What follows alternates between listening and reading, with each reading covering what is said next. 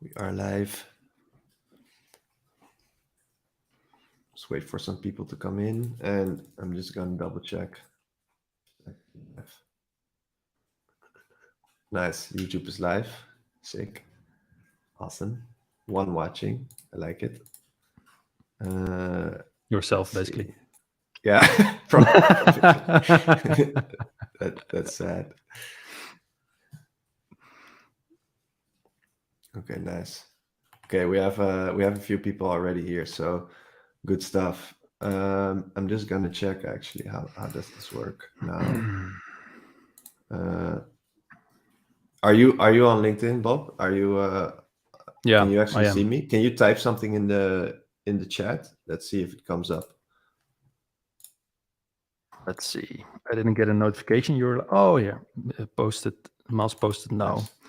One Yeah, I second. see some. Yeah. Mustafa says, "Hey." Yes, he says, "Hello, guys." Yeah. Yo, It what's up, works. guys? It works. Welcome. Hello. I'm good, Adil. How are you?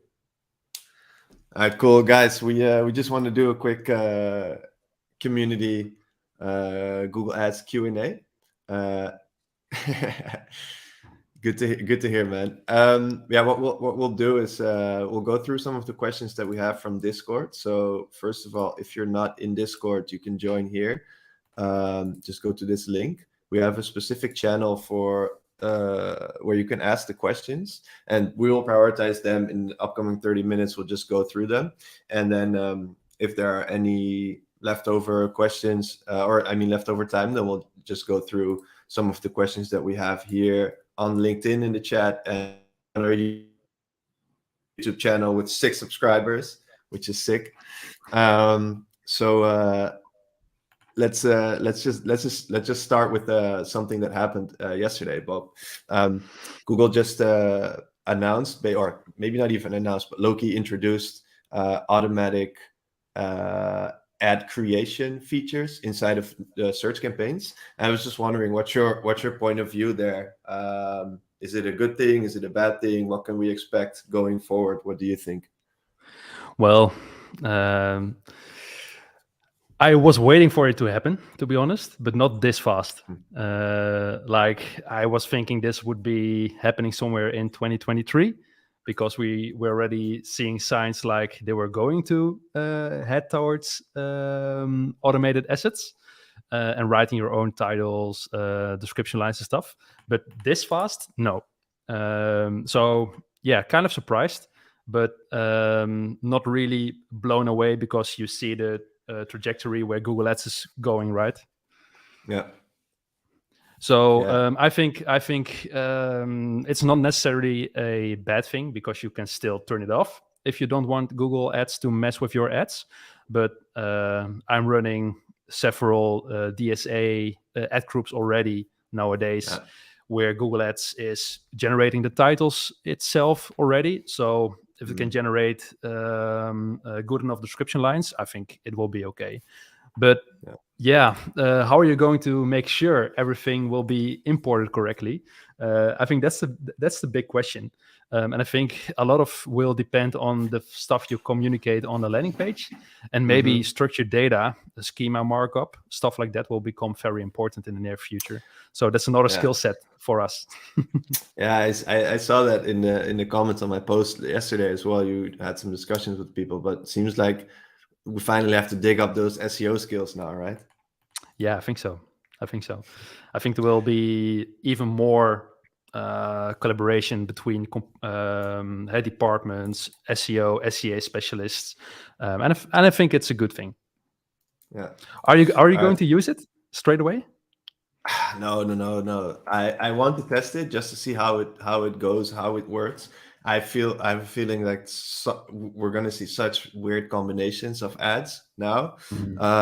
But I was thinking maybe to like test it with the $1 per day, €1 per day daily budget, and just see the creation of the ads that Google then made. I'm actually curious to see it, but no, I'm not really. I'm still hesitant to try it out for now. And I think for us, especially since we're the specialists, we don't need to do this. I think it's like for those smaller businesses that are just starting off, that maybe for them it's useful, but for us maybe not so much. Yeah, I think if there are people that want to automate everything and just don't want to spend time on anything, it will be a great option. But if you want to generate a lot of kick-ass copy, I think this feature won't be for you for now. Yeah. But yeah, we'll see. For now, we'll see. All right, cool. Let's start with one question from I have to check Memre in our community. And by the way, someone asked, is it free or paid? It's free, so just join us. How can we make a Google strategy if Google cancels phrase and exact match in the future? So this, I guess, speculation. But what are your thoughts on that? Do you think they will actually remove those match types anytime soon? I don't think so. I think the match types will remain. What I do see happening is a switch from exact and phrase to maybe broad in the near future. But I think it won't go away because it's such a cornerstone of whole Google Ads. I think it will be too impactful to remove all of the keyword targeting. Yeah, I think so too. What do you think? All right, cool.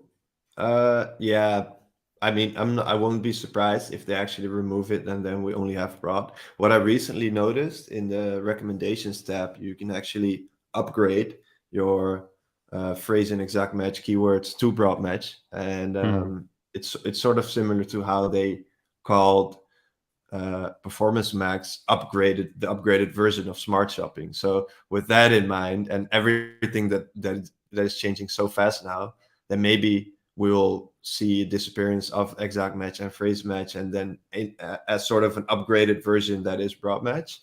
But yeah, I don't think we'll see that in the near future. And even if we do, then the backlash is going to be so big. But I think the most important thing is probably just to get familiar with broad match and how to actually use it. And I saw that you're running an experiment and you had a lot of success with it in the past, but recently you had one that was just terrible, right? So yeah, I'm still running some full broad experiments, and some went excellent and great, and some some are failing so hard. But I've not yet completed the whole testing period, so I'm still waiting. But it doesn't look really, really, really good. Mm-hmm. Yeah, and that's actually a good one. So when it comes to testing periods, you know from your expertise that you need to take some time especially for the first few weeks to let the algorithm sort of learn and do the ramp up. But do your clients know that as well? Or because what I sometimes see with my clients, and I know people in the community also have this, that you're testing it, 2 weeks of data is basically pretty bad, and then the client says, yeah, kill the test, and then it's all done for nothing basically. How does that work in your case? I make sure my clients are aligned from day one. So I make sure that we need to run the test for at least 6 weeks, preferably a minimum of 8 weeks. Then you extract the first 1/2 weeks of data and keep in mind the conversion delay of the last couple of days in the test. And then you got a good comparison between the experiment you're running. So make sure that your client is aligned with that beforehand, because if you're killing the experiment within the first 2 or 3 weeks, you just basically you're just out of your learning period, just out of your ramp up period, and then the actual experiment begins. So it's a shame to basically just throw out your testing budget out of the window, and still you cannot make any conclusions at all. Yeah. So cool. So get your client on board. Yeah, absolutely. All right. So I have a question from Masoud from the community. He's asking, have you tried making an asset group for just one product in Performance Max? So Did you? I'll just... what's that? Did you? Oh, did you? Yeah, I actually have. I also created single product campaigns, and it's just for those unique... We've got a question with LinkedIn Live, I see, Miles. Oh, there's a problem for LinkedIn Live. Just a sec. I cannot see your post anymore as well, so I think we're banned. Are we gone? Are we gone? Really? Yeah, I think so. I think it only works for YouTube. So I see the comments from Emerald coming in, but from YouTube, I don't see any activity on LinkedIn anymore. Okay, just check. Someone is calling me as well. Maybe like, all right. Well, let's check YouTube. Let's check in the community as well if there's anyone.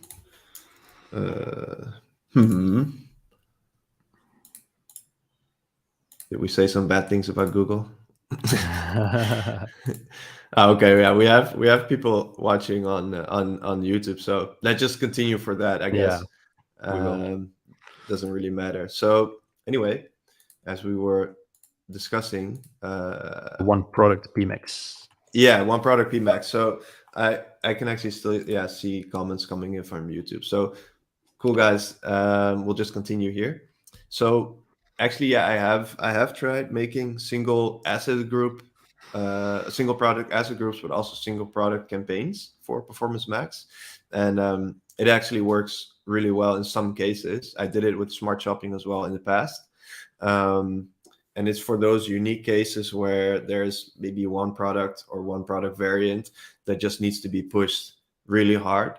I also have clients that are a one product store basically. So then, yeah, of course, it's just that single product. But also, if you have like only a small inventory of products, then it could still work like to push one specific variant because you know that is the single most important one. Actually, recently, one of my clients, they don't have too many products, but a few of them usually outperform the rest. So then we just push them in single product asset group or campaign in some cases. So yeah, there's definitely a use case for it, but I wouldn't go and segment out every single product that you have into one asset group. Unless, of course, you are a retailer and you sell, I don't know, 100 different kind of products, and they're all totally different. So from jacuzzis to wallets to lamps, whatever. So highly in unlikely. That case, yeah, that would be super random, but So only segment out if there's need for it. Basically, budget wise, bidding wise, or maybe campaign goal wise. But otherwise, or best practice would be to consolidate, right, Miles? Yeah, absolutely. So I'm just checking if we have some questions. If anyone is watching this, drop a question in the chat or in the comments, and we'll discuss yours as well. I have a question from the community from Maham Ejaz, and I'll actually drop it on the screen. Yeah. Cool. Got it. So this is the one for you, Bob. Hi, guys. Is there any audit template or checklist that we can follow to know the account better? Is it one of our alt accounts, maybe? that we created this question for ourselves. Yeah. Because it's such a good timing. It's actually true. Yeah, absolutely. We're creating some really kick-ass templates for campaign audits, Google Ads audits right now. That will be ready by the end of this week. We will actually write a comprehensive newsletter next Monday, where we will tell you everything about the Google Ads audit checklist we've made. But we're also creating a product feed audit template for you to use, and I think there's extremely much value in it. So make sure to check out the newsletter. If you're not subscribed yet, you can find out more on ppcmastery.com. And we will also write a blog post that will go live on Tuesday. Yeah, cool. We have a question actually from LinkedIn. I guess LinkedIn is still working. I have no idea. If you're on LinkedIn, drop something in the chat or a comment. I would like to know. But this is from Akshay. I hope I pronounced that correctly. But he's saying, hey guys, can you help me understand what could be the reason the conversions drop suddenly on a daily basis in the travel market for the UK? So my first thoughts here is it's always, we get a lot of these questions as well inside of the community, and it's impossible to answer basically because there's no context. We know nothing about the business. We know nothing about the accounts. We know nothing about the conversion, performance. No, exactly. So with these kinds of questions, clarify them more and give us a little bit more like information about the context of the wider account and business, and then maybe we can help. But questions like this is like always extremely, it's impossible to answer basically. Okay, Melanie is saying I'm watching on LinkedIn, so it's still nice. Yeah, it's still working somehow then. I guess so. Okay, let's see. This is an interesting one. Tamara from YouTube. Yeah, from YouTube. Do you have any official source how the CPC for PMax is calculated and what affects it? Google reps told me that the optimization score, ad relevance have impact. Yeah, do you have any thoughts here? I have thoughts. I don't have the official resource at hand, but we can make sure, Tamara, that we will send over some official documentation afterwards. So I'm going to write your question down, but it's basically the same calculations as Google Ads is doing within your, for example, search campaigns. It's all based on the actual auction, based on ad rank. Taking into account your quality score items like ad relevance, expected click-through rate, landing page experience as well. But I will make sure to send over the official documentation. It's nothing that different from your other campaign types, but the prioritization between the campaign types, so what kind of campaigns will get triggered, PMax, search, or whatever. There are some details regarding those that are different, though. Yeah. But regarding the documentation, I will make sure you will get it tomorrow. Nice. I'm switching to a question from the community. I like this one. It's from, I think it's from Pascal. Yeah, Pascal Meijering.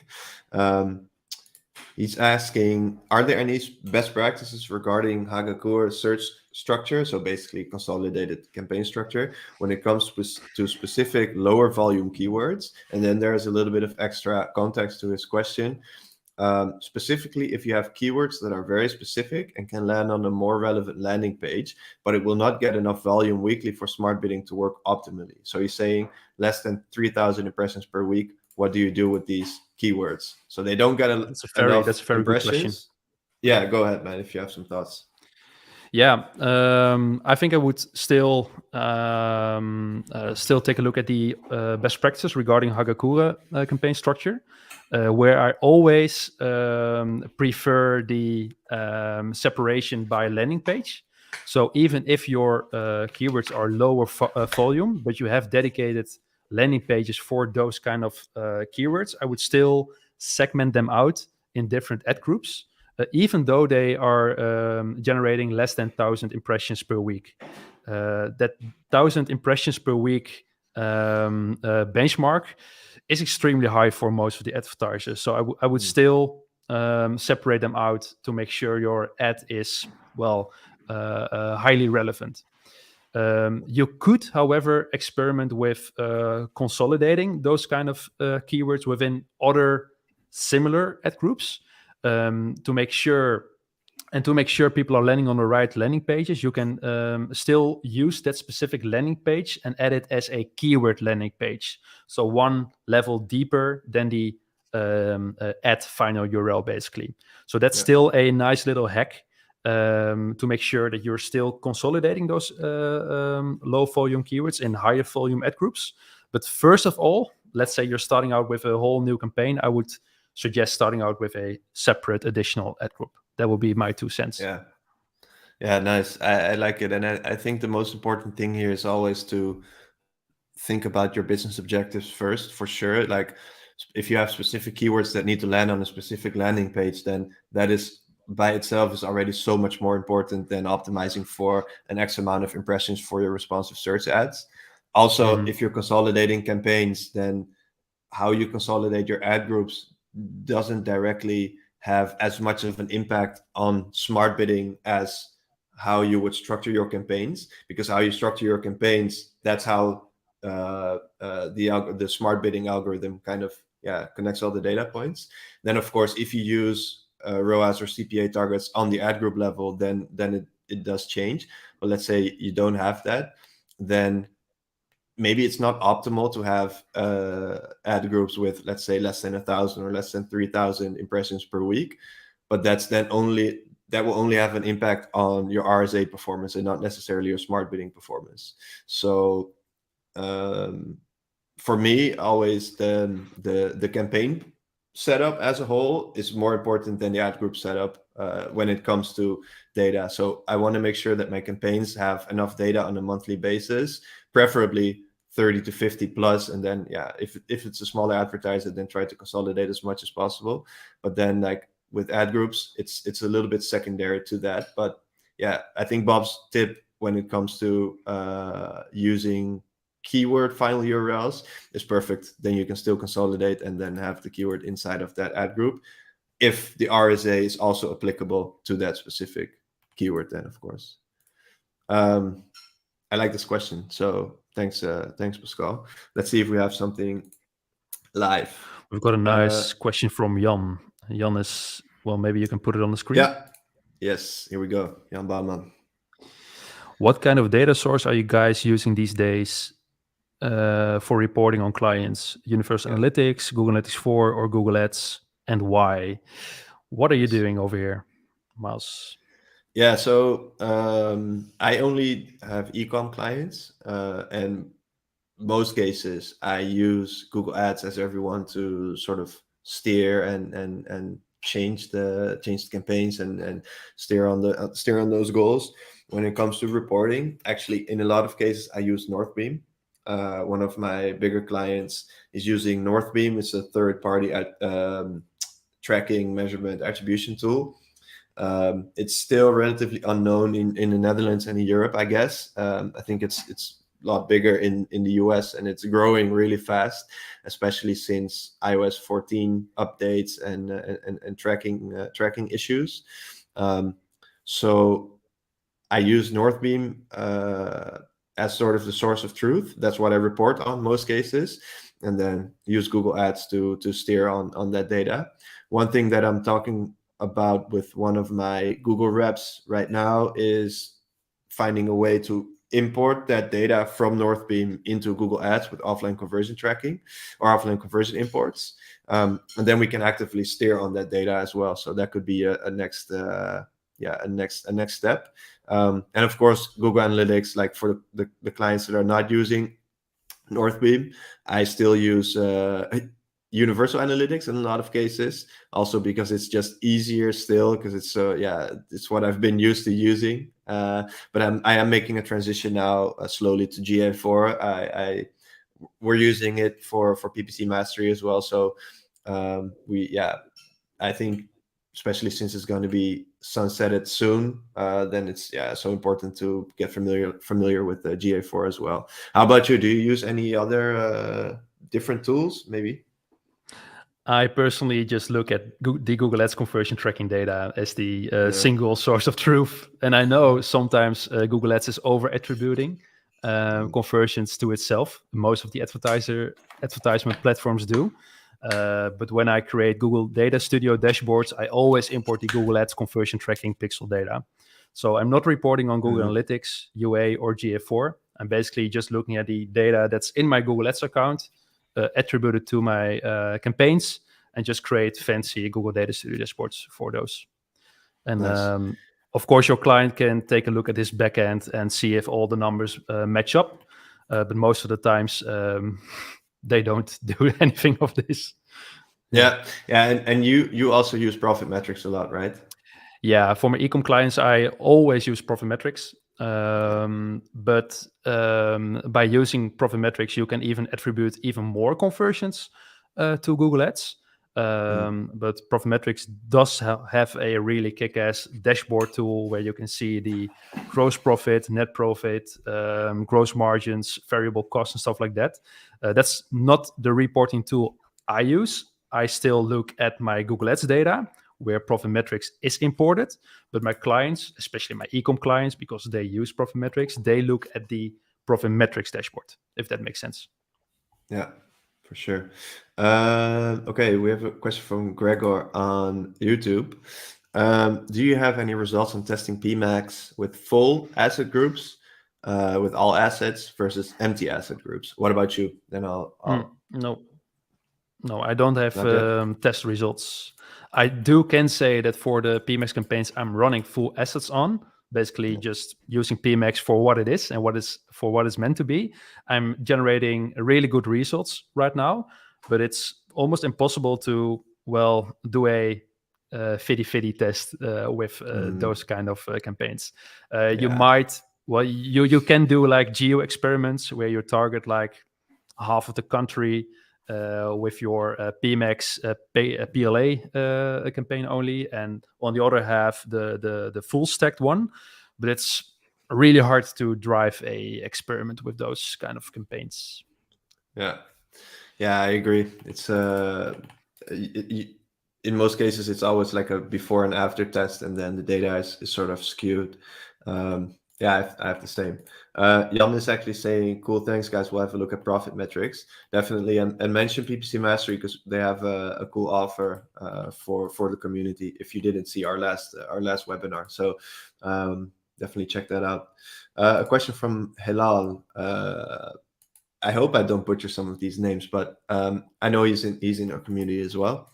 Mm-hmm. What types of campaigns should we run for the upcoming shopping season for ecom? That's a great question for you, I think.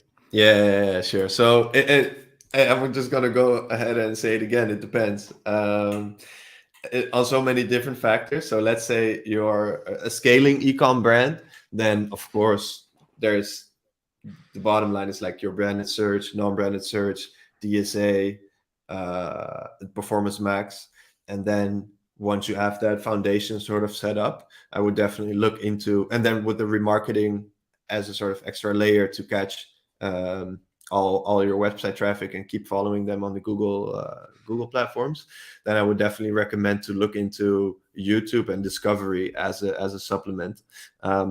Display can also work for prospecting, but I haven't seen too many cases yet where it's like consistently working well. I have one client where it's performing well, but for a lot of other ones, I didn't see that great performance. But YouTube and specifically video action campaigns, so like YouTube for action, specifically made for conversions, is really good especially during those peak moments. So yeah, it's basically the full Google Ads stack. But if your brand or your advertiser, your client is not as advanced yet, then it's probably just going to be branded search and non-branded search, which includes DSA, performance max, and some remarketing maybe. Yeah, what you can also do is if you're running PMax already, you can ramp up PMax towards your basically the holiday season by decreasing the target ROAS. So you give it extra space to do some prospecting already in upper funnel channels like YouTube, display, discovery. Google itself is also advising advertisers to ramp up PMax campaigns like this, so you get the most out of the holiday season. And it's already starting right now. People are already searching for kind of new stuff they want to purchase, maybe some deals already that might be out there. So it would be wise to maybe start scaling up your PMax campaigns already from today. Yeah, good one. If your targets are allowing for it, of course. Yeah, the good one. And then of course, like that's Google. But then if you're an advanced advertiser, then definitely look into everything else that is out there: TikTok, Meta, 100%. You know, everything. Yeah. So let's do one last question because it's almost one from Jelena. Have you noticed immediate spike in average CPC when you lower your target ROAS and try to scale? It almost happens by design. Yeah, sort of. Go ahead, man. What do you think? Yeah. I see those kind of trends immediately when I switch targets. But what I also see by design is that when you start running a PMax campaign, the first 3-4 days are just crazy in terms of website traffic you will generate, because you will see PMax delivering like like crazy in I think discovery networks, where CPCs are, well, they are very low over there, like 1 or 2 cents in most of the cases. But you see like these insane spikes, like insane, and then they drop off like 4 days immediately when Google notices like, oh, I'm not going to generate any conversion over here. But that's a different by design feature when you're running PMX. Yeah, and I think with the target ROAS, that's just how it works. It's like back in the day, if you would increase your manual CPC bids, then your average CPC just goes up, and that happens with target ROAS as well. If you lower that, then you're basically giving Google the signal, go ahead and spend more, and then CPC usually goes up. Okay, cool. I think that's it. Any concluding thoughts for you, Bob? Good questions for the session. I think we'll be hosting a new Q&A for about 2 weeks. So if you got any future questions, make sure to drop them in Discord, and we can maybe even start ranking them based on the community ranks. That would be cool as well. So hopefully see you all within 2 weeks. Sounds good, man. So everybody, thanks for joining us. This is new for us, so it's I hope the technical side worked well. I think we had some issues with LinkedIn, but if you want to get some extra tips on how to scale your Google Ads campaigns, we have a weekly newsletter, the PPC Edge, where we share one actionable tip every Monday morning. So it's free. You can sign up on ppcmastery.com/blog. And that's the plug. So thanks, everyone. Thanks for joining on our YouTube channel that I think now has 10 subscribers. So it's going well. Nice. And we're going to be the new Mr. Beast, right? Yeah, man. That's it. And enjoy your weekend, guys. Thanks. Peace. Ciao, ciao.